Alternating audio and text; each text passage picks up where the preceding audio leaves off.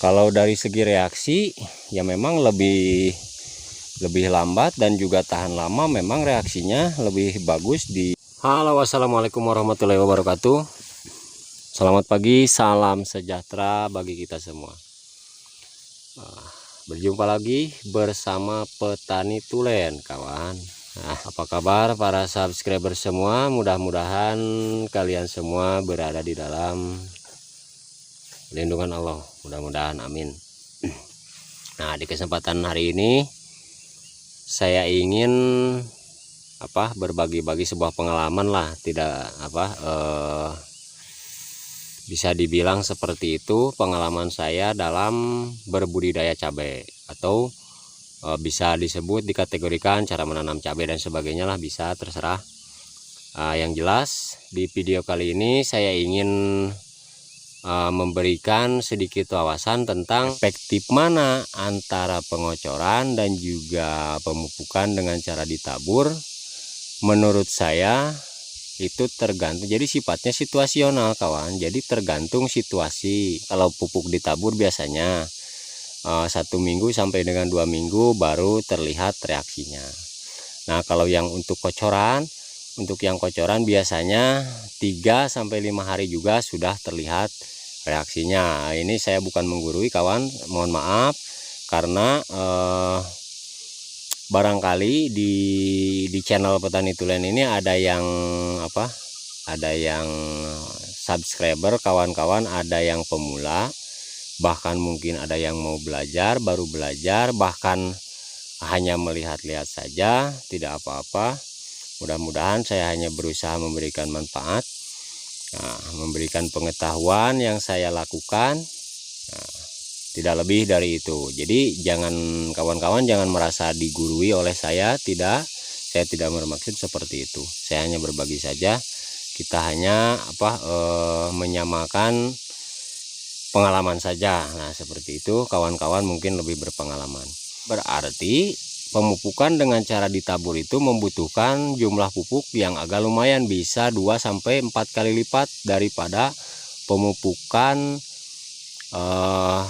dilakukan dengan cara dikocor. Jadi intinya gini, kawan, pemupukan dengan cara dikocor lebih irit, namun ada kekurangannya. Nah, makanya saya bahas di sini kelebihan pupuk kocoran dan juga pupuk ditabur. Di mana sih terletak kelebihan dan kekurangannya? Kadang-kadang kan petani tidak mau ribet, ya yang penting pupuk aja. Namun setelah beberapa kali saya bercocok tanam selama beberapa tahun, saya perhatikan ternyata memang ada perbedaan dari strategi, dari pola pemupukan. Jadi gini, kawan, pemupukan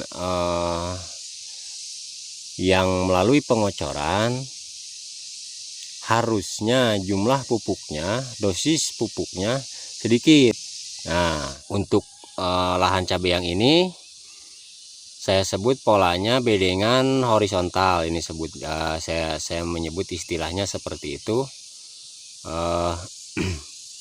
Dan juga teknik pemupukannya saya melakukan dengan cara ditabur, kawan. Seperti ini, kita lihat dulu sebentar. Saya akan buktikan bahwa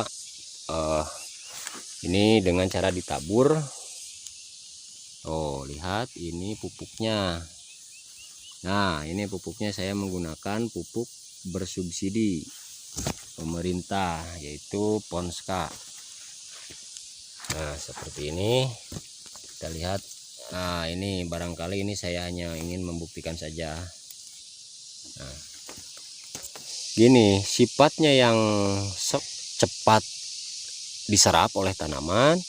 Jadi otomatis ketika pupuk yang dosis yang kita berikan terlalu banyak, kebanyakan, nah otomatis sambil jalan-jalan aja, otomatis sisa dari, apalagi nitrogen, sisa daripada penyerapan oleh tanaman itu akan menguap ke udara. Nah, terbanglah istilahnya seperti itu. Jadi sayang, jadi pemupukan kurang efektif. Jadi bagaimana dong caranya? Menurut hemat saya, jadi alternatifnya pemupukan kalau dilakukan umpamanya melalui pengocoran, saya sarankan dosis pupuk kimianya jangan terlalu banyak. Nah, harus agak sedikit lah, sedikit sekali sih, jangan, enggak, agak cukup lah. Kita sambil jalan-jalan ke sebelah sini.